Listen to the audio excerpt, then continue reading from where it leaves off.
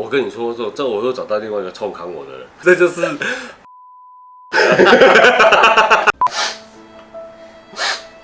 你是咧靠啥啦？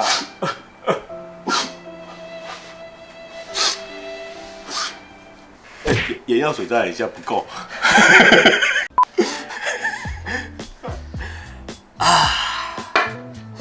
各位朋友，大家好，我是 MD 的小江老师。你是不是跟我一样 GBWC 共估了呢？我也共估了。啊，你也共估了？我也共估了。还有谁共估呢？应该很多人共估，因为假设交700件，也就只有那些人入围嘛，对不对？所以你看，我们现在，我跟各位站在同一个阵线哎。那我们今天就来分享这个整个比赛的过程。你先不要动。从你很努力的参加比赛，然后到交件，然后到发现被评选完没有入围的时候，一定会经历过几个阶段。首先呢，你一定会先进入这个怀疑的阶段。为什么通知入围信件没有我呢？反复的刷信箱。我也刷了3次。然后你有收到一个 GBWG， 然后得到一个剪辑键盘。我一开始想说，有了开心了一下。阿志也有啊，阿志还得到 NG 套件1年份啊，也是我记得。回忆完以后呢，你可能会进入一个很惊讶，什么？真的没有我？有没有高潮啊？这评审的眼睛有张开吗？再来呢，你可能会进入一个不满的情绪，怎么这样会入围？怎么我这样不会入围？为什么他站着就入围？为什么我有做底座他没中？为什么他平喷有中，我做光影没中？为什么他没做无缝有中？为什么我有做无缝没中？那不满完以后你就生气了，扣啊！可恶啊！哇！最激烈的呢，可能还会骂评审3字经，可能会骂官方3字经，而且你突然会精通各国语言的3字经。但是这一切结束以后，你就会进入你的失落期了。晚上睡觉前，我是不是真的太废？我是不是该退坑了？我是不是该把作品摔烂了？我是不是应该出清所有的工具，卖掉所有的3机，从此退坑？去看看电视多好，去滑滑手机看看妹多好，多轻松快乐。上车喽！你看，经历了这些过程之后呢，我们怎么走出来呢？我给各位一个很好的建议。首先呢，喜欢靠北的朋友，我建议大家一起找一个同温层。你看你这里也没中，你看有一个阿龙，你这里没中，太扯了啦！你这里没中，太扯了啦！首先呢，你会得到一些同温层的安慰，这是好事，大家一起靠北一下，说出来，不爽就说出来。但是同温层说完之后，你一定隐隐约约知道 ，maybe 我又有些地方做得不够好。这个时候，你的朋友不太适合马上刺激你，你要先自己进入一个状态。我的机体怎么好像有点竖哦？为什么人家有这个白色条纹、明度对比？它有跳色，很明显的脏污旧化。我怎么没有呢？你开始进入了一点点自我检讨。那这时候你仍然需要一些鼓励嘛？如果你有 FB，你有粉专，你看像我们这样发出去，我就陈述一下，我没有中的心情。但是我没有中，我为什么把它发出来？我希望时时刻刻提醒我自己，我必须做出比现在更好的作品。那有你们的鼓励跟支持，我超级感动，超级开心。我觉得我这次的尝试值得，但是它绝对不会是最好的。当我们选择面对自己的失败，我们该怎么让自己更好呢？第一个，我们可以读书，我们可以去买很多的美学的书、色彩学的书、各种书籍、设计的书、E-Day 老师的书，让自己改造更强、色彩更强、构图更强。那第二个呢，我们可以去网络上，现在网络超发达，一天到晚都有非常多的优秀作者发布一些厉害的作品，我们都可以去参考借鉴。但是这些的距离仍然离我们都太遥远了，所以我到底该怎么变强呢？可是我都这么强了，我到底要怎么变强啊？谁？是谁？杰瑞哥，你唤醒上面待机啊！杰瑞哥，我真的很需要你来，因为无论是从这个观念上，或者是技法上，我都极度的需要你再提升我一下。你喜欢 K K 啊啦？真的，其实我们好像像都觉得我们很强，嘿，但是其实一点都不强。哦，所以我们不用提升，我们用讨论来进步。哦，所以杰哥，我想要询问的就是说，像这件作品啊，我一直觉得它有可以表现的在更好的地方，但是我却也无法再对它做什么下手。不知道你有什么想法？这样，我一开始看到这个作品的时候，我们前阶段有一些讨论，对不对？那大概就是在纸上针对单一零件的讨论，甚至这个主架构的布局什么的。但是事实上，这是我第一次亲眼看到这个东西在我面前呈现。上一次我看到它是在 GPWC 的比赛官网上面，对，看照片跟看实物是不一样的啦。我的第一个印象就是之前我们一直在讨论 neutralize 均一化、整体化，对，作品的均一化、整体化。对。结果我刚刚一看到，我发现它是拆成3个部分的东西，没有融合在一起。对，所以甚至我觉得一开始看起来这个颜色跟中间这一段的颜色跟下面这一段颜色是比较带玩具感的。跟我当初一开始我们在讨论的那个画面感、电影道具的感觉跑调，对，它比较不像那样的味道。虽然说你可能看单一个零件或是单一只腿、一个喷嘴，甚至下面这个地台的整个氛围的呈现单独看它都还不错。但是这3个元素整在一起的时候，我发现它们是开的，三个世界是开的。对，这个就是我经常跟做模型的朋友讲一个概念就是作品感、作品设计嘛。那这个东西最后都是带到唯一的一个目标，就是我要把这个东西创造一个均一化的氛围。我要表现出什么样的感觉，用什么样的电影滤镜去呈现那个电影画面里面的氛围感，那个是最重要的事情。但是如果在整个制作过程之中，这个主轴慢慢的你没有掌握到最后就会发生这样的事情。没错，以前我们在做军事模型的时候，也很常发生这个状况就是我以飞机来举例因为基本上我是坐飞机为主嘛。对。坐飞机分成哪些？你之前做过 F14啊，对不对？我们大概知道座舱、轮舱、机体、炸弹这些东西，大概都会分每一个不同的阶段做。当你做完座舱的时候，你就觉得哇，这座舱超漂亮、超精致的。对，我花了很多心思，花了很多改套，用了很多调色的方式，各式各样的技巧去单一看它，甚至拍照看这个物件的时候，超级精彩、超级开心的。好，封进去盖起来，我开始要做机身了，我就忘记里面的东西了，忘记里面我当初给它的一个氛围的调性是什么？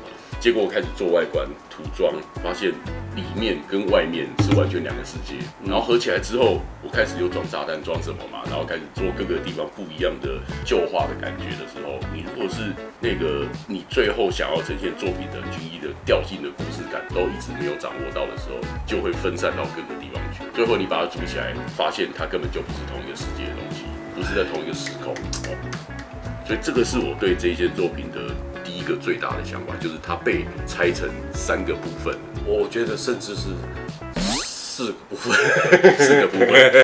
杰瑞哥，你真是一语就道破，讲到我的内心深处。因为这是我第一次做作品设计，你当时给了我这个地台的建议，包含这个石头我本来是放在这里，然后本来这是地球变阿巴瓦空，还有这个铜线我本来是插1根，然后这些钢球的旧化我有问过你，还有这个炮的上色，所以我当时觉得在这么短的时间好痛苦。第一个痛苦是除了要把它结构做出来的痛苦，第二个是你讲的这种作品设计的协调，然后以及涂装，我本来就不是旧化的专业，所以我在尝试各种旧化。记住大家有听到的关键字叫做尝试。OK， 因为我本来就对这件事很陌生，就是技法的不熟练，导致我整个拼装起来的时候，你会觉得，这个手法有些地方好像熟练，有些地方好像很生疏，所以整个拼起来的时候，我甚至不知道，该怎么把它均一化。好，了解。所以有一个建议啦，我知道做科幻的过程跟这个就是每一个作品在产生的这个过程的 process 可能跟军武会不太一样。这些科幻的这个模型的设计上面，它本来就是被拆得很散，对，再加上你要把这些很散而且不同套件的东西整合到同一个作品当中，最后会发生一个问题。我东西都是分开做，譬如说钢球做钢球，这个地台改装的这个飞艇，对，机体、大炮、地台分成5、6个不一样的范围来做。那每一个范围单独做的时候，你会针对那个范围，比如说钢球组的这个套件，你就做钢球的旧化，然后炮做起来之后，我要涂装这个炮，我要怎么让它旧，我就单独的做它。所以一个一个单独分开做的时候，最后再整起来就会发生这样的问题。所以我有一个建议，就是说，可能你可以思考一下这些零件的组装的顺序，不要拆到完全都不一样。你可以把整个作品完成的过程，我说在组装跟涂装这个部分分成几个阶段。也就是说，我这边都是在做这个散件的涂装、改装啊、白身制作啊，或者说就是还未涂装颜色的这个制作，全部都一起做。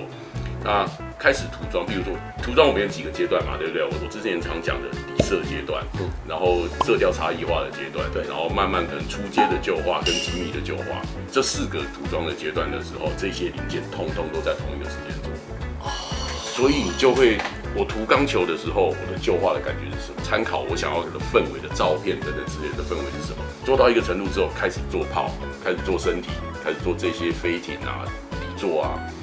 你把这4个涂装的阶段，不要单独的一个元件通通跑完，一次做。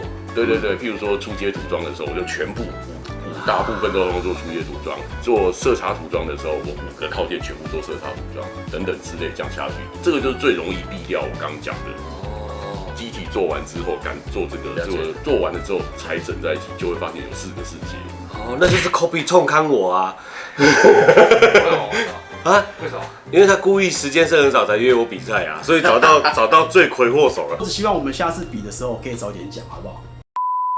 我们一直在讲啦，就是说小江刚刚在靠腰说他比赛没中嘛，其实我觉得这个很正常啦。那大家要走到一个比较高阶的那个就是得奖者的这个程度过程之中，你一定是会不断的撞墙，不断的失败。就像我曾经困在铜牌3年之久。所有的比赛都是铜牌，这到底出了什么事啊？然后你再去比较，为什么那些人可以比你再往上的时候，你就会慢慢发现，你去阅读他的作品，去看全世界这些顶尖作者的这个作品，你会发现他的每一个作品里面，他都有他的一个痛调，就是均一化。我一直要讲的均一化。我们可能就是在那些部分没做好，或者说，我觉得基本功都不用讲了，因为基本功大家都有一定的水准以上，没错，对。但是我们现在就在讲氛围呈现，也就是从涂装这一段到作品的整体均一化这一段的技巧，人家就是比我们好一点，所以他就是有办法在100件的、200件的评审桌上拿到第1、第2这样子。那也许拿了铜牌魔咒嘛，很多人就卡在铜牌好几年。拿到铜牌其实只是说比大部分的人的作品好一些而已，它并不是最好的。那总是有人比你最好，他们为什么比你最好？我认为的差异性大概是在那边。了解。那杰瑞哥有没有什么方式？我们先用口述的方式，例如说讲一下大概会怎么做，然后我们先让观众知道说，我们接下来会做什么事，然后下一次再实战给大家看。我们以终为始啊！当初小江在跟我讨论这个作品的时候，我第一个问他就是说，你想要表现什么感觉？然后他就拿了很多那个和会啊，还是什么，就是那种电影的那种剧照什么之类的。我很清楚的知道小江要表现一个战损状态，使用痕迹，对，使用痕迹，很陈旧，然后有一些战士经过的那个风霜感，而且要具有故事性。我认为故事性做到了，因为我们当初讲的那个故事性呢，其实这个作品最重要的地方都不是这个机器人，不是这个，也不是这个地台，是这边这2位即将重逢的那个主角嘛，对不对？但是主角做到了，那我们开始就来布其他的作品，不像是人本身、武器，然后载具跟地台的东西。那我认为这个作品现在来看都做完了啦，我们就直接看结果。那个机器人本身的那个红色的涂装跟其他东西是对不起来的。你会发现它太干净了，像我们看这个钢球啊，或是说，我认为这支炮的这个感觉对，有做到那个氛围感，因为你就觉得好像是一个已经是用过很久老武器这样子的那种感觉。但是你有没有发现这个机体的部分啊，它好像没打过什么仗？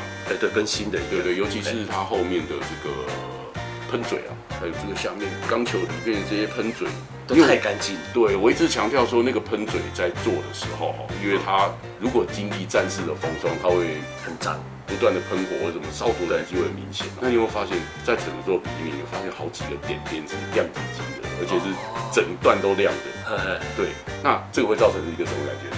我之前有讲过，玩具感。可了解能这边都做到很作品了哦，对很像一个道具的东西了。对，但是你会发现这些地方，很像买的玩具。对，就好像似乎是我直接从套件上剪下来就塞下去的感觉。哦，了解。对，那我觉得这个是造成第一个这个作品的那个调性差异性的会被看到的地方。那第二个地方是这个红色的部分的涂装啊，虽然说我知道它的基本涂装就是这种属于暗红色系的，对，因为它本来的故事上就是这样子。不过我们之前一直有在讲，这个是100%，对不对？对100%嘛，好，100%的比例在模型上，我是用比较军武的概念来看，因为其实这个也是军武类的一部分，没错，它是科幻军武，对，因为你想要造就那种科幻军武里面的场景感嘛，是用军武的比例来看，100%，你看人这么小嘛，100%，它其实是很小的比例。那我们有一个概念就是说，譬如说用1/50当一个分野啦，1/50以下的比例，我们是在做细节，比如说 PG， 对，或者说48%的那个作品，它的比例是大的，所以我们可以尽可能在这些零件上面呈现它比较接近真实的色调跟差异化或彩度。但是在这种1/50以下的作品，比例越小你会尽可能把那个色调差异性跟这个对比明度的这个对比差异刻意的放大。基本上没有1/50的模型，但是我是用50当做一个分界限，往上做就是比例做越大，可能这个色调差异会越接近真实的感觉。但是往下做的时候，你要刻意去强调。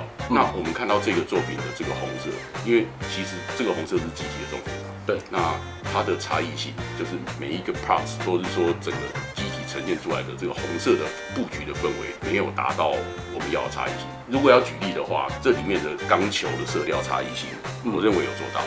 譬如说钢球我们设定棕灰色嘛，没错。但是这个棕灰色，当初我们的建议是说，这个灰色棕灰色如果是0%到100%，就是全黑到全白的时候，这个灰色的中间色调大概是介在50几到60这个左右的中间偏深的灰色。但是事实上我们在涂装的时候，我们用到20%-30%的浅灰到80%-90%的深灰去做高亮度的地方跟暗的地方。那我认为这个红色大概差异性对比的范围可能只有大概在40到60之间。没错，所以就2个世界了嘛。这个是我对这个作品的第一个大的建议啦，就是将来如果在做这个东西，你要进化，或者说反正底完了，赶快拆下来改。我觉得杰瑞哥真的讲的太准了，因为灰色是我们很熟练的服装颜色，而红色是在我们科幻里面我觉得很难涂的颜色之一。第一个，你对比拉太大的时候，你用褐色拉到浅红色，那个之恶心，就是很难，你要涂得很漂亮很难。然后呢，我就觉得有点恶，所以我就给它透明红再补一点，再补一点，再补回来，再喷上一点消光，就又没了。对，又盖掉了。对。这就是为什么比赛你要挑一个你比较熟练的颜色跟技法。那我偏偏要想要在这么短的时间挑战我不熟悉的颜色，那就没中刚好。小江这个做法就是我们就一直遇到，以前我也是这样子。好，我举例我们就用其中一块比较大的零件，就后面这块这个裙子，用这个零件来说好了。我刚刚讲过涂装的，我们在布局颜色的这个阶段也会分好几个阶段，对不对？尤其是像小江这么喜欢涂改啊，这里没把握我又盖了一个，然后这里看起来怪怪的我又改了一个，对。所以你在色彩的后段处理色彩的这个阶调性的后段处理，你会有很多复杂的功夫去盖到上面去。但是如果有这个情况发生的时候，我建议色彩涂装第一个就是底漆那些我都不讲了，我说从盖颜色上面开始，我们就喷一个红色我要的红色，就基础色的红色的时候，那个对比就先把它拉到最大。譬如说我原先预计我这个红色是要从40%的亮度的红色到80%的亮度的红色，但是我在做那个过程的时候，我先把它拉到20%到90%。一开始你会看到那个零件很恐怖，对，你会吓到说，这么大的色彩差异到底对不对啊？这么大的明度跟对比的差异到底对不对啊？但是事实上那个就是为后面你这些动作做准备。所以当它变成强的时候，你就有很多的空间可以允许你做你刚刚讲的那些差异化，到最后就会盖回来，它的阶调性又会被拉近。那你如果在一开始不预置这个概念在上面的话，到最后它的完成品的这个阶调性就会远低于你就当初预期的。这样看起来这里是平喷，这里有高光阴影。对，我们有一些比较偏那个，最近常常看到很多精彩的作品嘛，它是人像组的还是什么，就是它光影对比，对，那个其实都是做出来的，但是事实上在实物上，你拿在灯下面看它的反光，在真实世界里面反光它并不是这样，对，但是在拍照上面，这样你就会觉得超级真实的。那个概念就是我们一直在讲的画作品，而不是做作品。哦，对，当成一个3D 的画布啊。我叫你赶快去画油画。对吧？对，因为我们在画图的时候，一个平面的作品，我们要画图要上色的时候，那个光影是100%你自己决定的哦。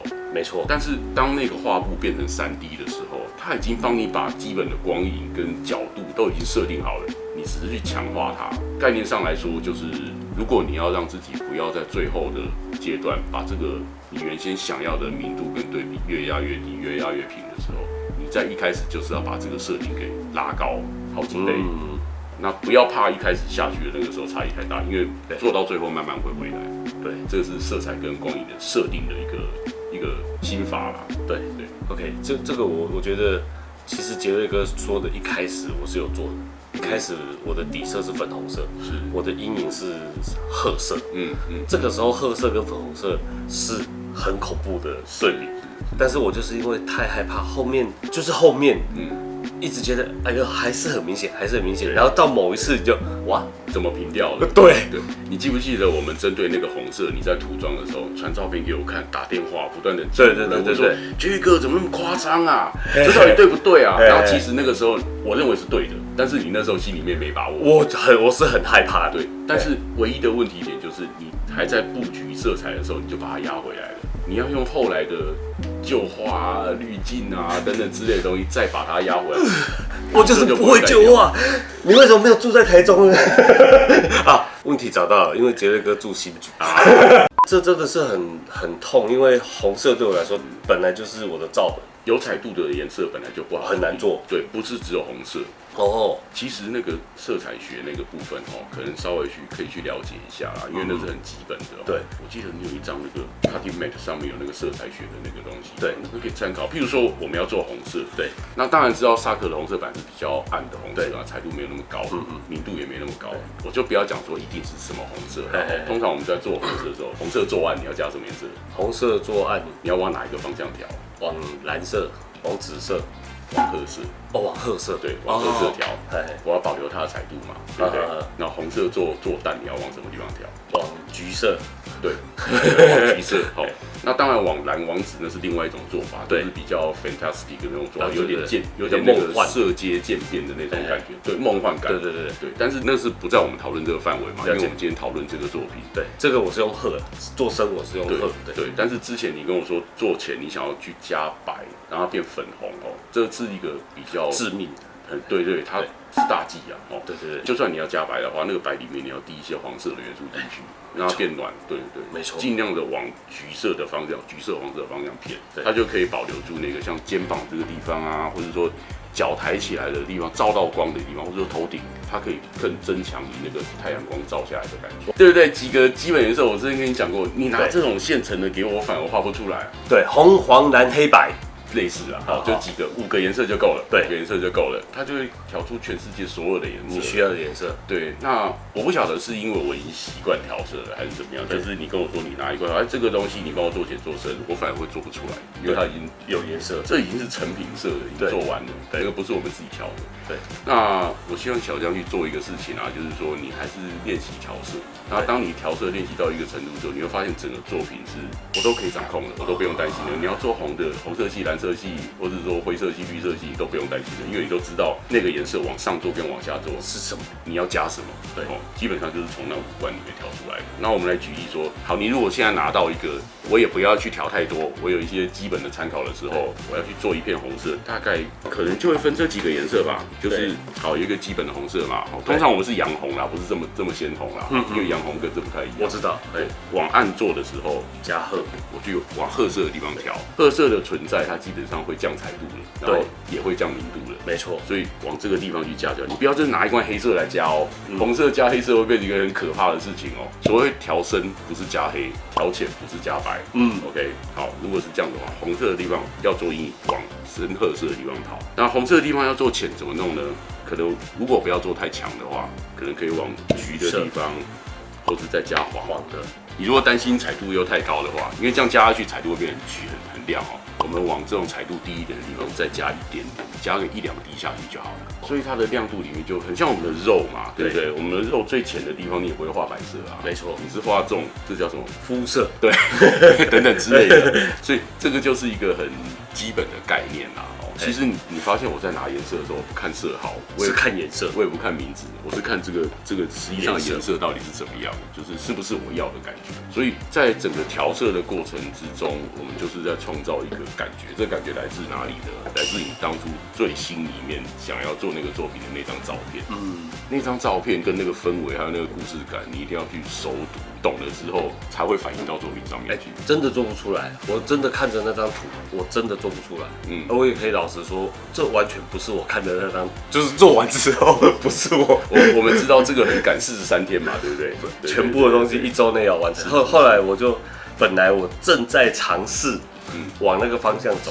结果因为要交件了，我最后就用着这个我们传统科幻，就是每一片都把它喷一样的方式。对，所以你看啊，最后就变这样。竟然第一眼就被你看出来了。所以落不落选哦，大家都是有原因的啦，心里面都知道，对，都是有原因的。那不过我觉得没关系啊，就做人开心啊。当然了，对啊，做人开心。对，听君一席话，如听一席话，如听一席话。台上1分钟，台下也是1分钟。这个刚才讲的，好像听得懂，又好像听不懂。我相信各位观众跟我一样懵懵懂懂。所谓的均一化，到底什么叫均一化？以及这个红色到底如何做出对比又保持美感？还有这些细节到底如何制作出电影道具的质感？可是又不要这么的夸张。那在我们以往习惯使用的这些技法，究竟怎么把它融合？我觉得这就期待这个杰瑞哥下一集。好，来帮我们做这个实战片。而且啊，我当时真的有一件事一直没做完，就是我还是很想在它机体上加一些那个白色的条纹。你想要它变立体，有一个轮廓感，对不对？对，因为我觉得我的每一个地方都没有弄到遮盖，是完全来不及遮。然后我就觉得，看到它的时候就是红红的一块，然后灰灰的一块。这个钢球真的是有比较明显啊，做的最棒的是完全看不到的这一块，这一颗的正中央做的最好。这个为什么呢？这是因为我们对作品负责，不会你看不见的地方我就不做。对，然后它也是唯一拿不到分数的地方。好了，那我觉得这一集的这个概念分享呢，以及这是赛后检讨大家如果跟我一样没有入围你还是要先恭喜自己完成了一件作品，因为这个作品设计也是我第一次挑战，而且我欣然的接受它任何的不足。那这样子所有没有打败你的赛事与评审，都会成为你未来做出更厉害作品的这个垫脚石。每一个作品虽然说我现在比较少做了，对，但是经验上来说，就是你每做一个作品的下一个一定会比上一个更好，因为你会发现上一次的缺点，但是你虚心接受那个缺点之后，你就会反映在下一个上面。对，所以只要是那个作品是认真、真的花心思，而且是做得开心的，它都是一个成功作品，你不用去跟人家对比太多，反而是跟自己比赛。下一个东西出来，我觉得小江老师的这个概念跟他的这些基本功出来，一定可以比这个东西还要更精彩，而且也许可以变得更单纯，而且不会这么复杂这样子。这样子你觉得很复杂？我觉得这样子都还让我觉得很单调。我们来试看看对，我们来试看看这就是让我心境上的另外一种突破。作品绝对不是多就是好。